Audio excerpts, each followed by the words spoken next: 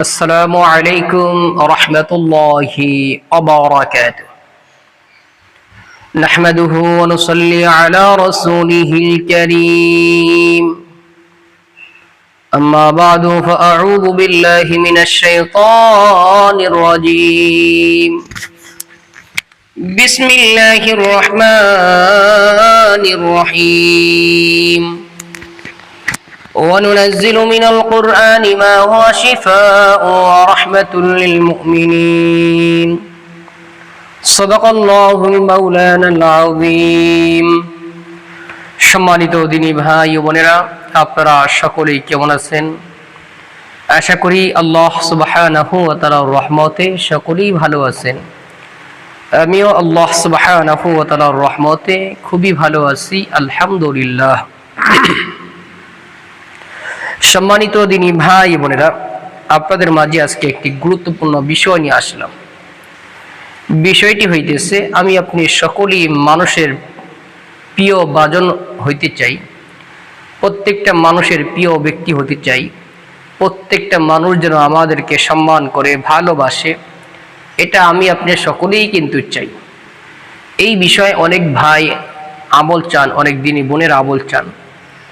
তো আজকে আমি আপনাদেরকে এমন একটি কোরআনী পদ্ধতির কথা বলে দিব, যদি আপনারা ঠিক মতো করতে পারেন ইনশাআল্লাহ অবশ্যই এই পদ্ধতি আপনি মানার কারণে দেখবেন কি পরিমাণ সম্মান আপনার বেড়ে যাবে। আপনাকে মানুষ চিনুক বা না চিনুক, আপনি যেখানে যাবেন সেখানেই মানুষ আপনাকে সম্মান করবে, ভালোবাসবে ইনশাআল্লাহ। কিভাবে করতে হবে চলুন আমরা জেনে নিই। এর জন্য আপনাকে প্রথমে সংগ্রহ করতে হবে জমজমের পানি, পবিত্র জমজমের পানি সংগ্রহ করবেন। সংগ্রহ করার পরে এরপর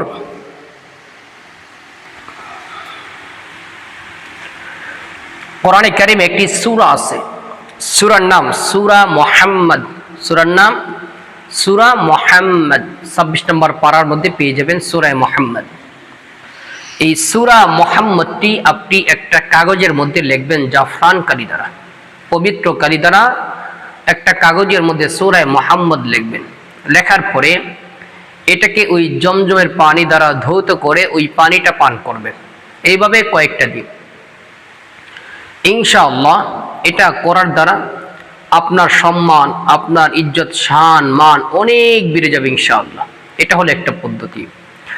যারা কাগজে লিখে খাইতে পারবেন না, তারা কি করবেন, কাচের যে প্লেট আছে, কাচের প্লেটে সূরা মুহাম্মদ লিখে ওই প্লেটটা জমজমের পানি দ্বারা ধৌত করে খাবেন। এই দুইটা থেকে যে কোনো একটা পদ্ধতিতে আপনি খাবেন ইনশাআল্লাহ। এটা বেশি না, 3 থেকে 7 দিন করার মাধ্যমে আপনার প্রচুর পরিমাণে শান, মান আল্লাহ তাআলা বাড়িয়ে দিবেন ইনশাআল্লাহ। এটা একটি পরীক্ষিত আমল, পরীক্ষিত তদবির। এই জন্য যারা চান যে মানুষ আপনাদেরকে মূল্যায়ন করুক, মানুষ আপনাদেরকে শান, মান, ইজ্জত, সম্মান দিক, তাহলে আপনারা এই পদ্ধতিটা অবলম্বন করতে পারেন। আল্লাহ সুবহানাহু ওয়া তাআলা আমাদের সকলকে দুনিয়ার যে কোনো সমস্যার সম্মুখীন হলে কোরআনী আমল করার তৌফিক দান করুক, আমিন। আসসালামু আলাইকুম ওয়া রাহমাতুল্লাহি ওয়া বারাকাতুহু।